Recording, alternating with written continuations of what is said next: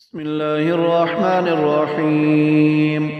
لا أقسم بيوم القيامة ولا أقسم بالنفس اللوامة. أيحسب الإنسان أن لن نجمع عظامه بلى قادرين على أن نسوي بنانه بل يريد الإنسان ليفجر أمامه يسأل أيان يوم القيامة فإذا برق البصر وخسف القمر وجمع الشمس والقمر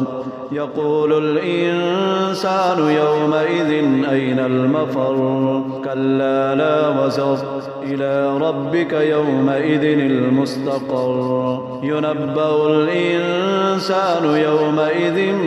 بما قدم وأخر بل الإنسان على نفسه بصيرة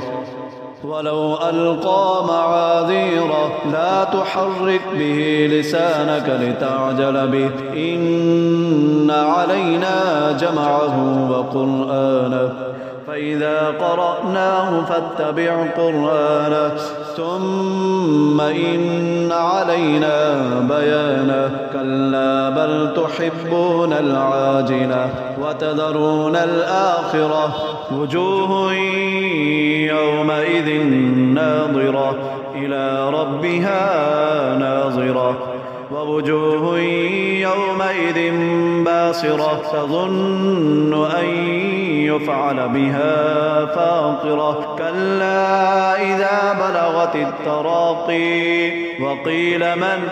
راق وظن أنه الفراق والتفت الساق بالساق إلى ربك يومئذ المساق فلا صدق ولا صلى ولكن كذب وتولى ثم ذهب إلى أهله يتمطى أولى لك فأولى ثم أولى لك فأولى أيحسب الإنسان أن يترك سدى ألم يك نطفة من مني يمنى ثم كان علقة فخلق فسوى فجعل منه الزوجين الذكر والأنثى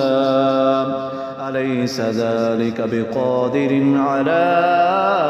أن يحيي الموتى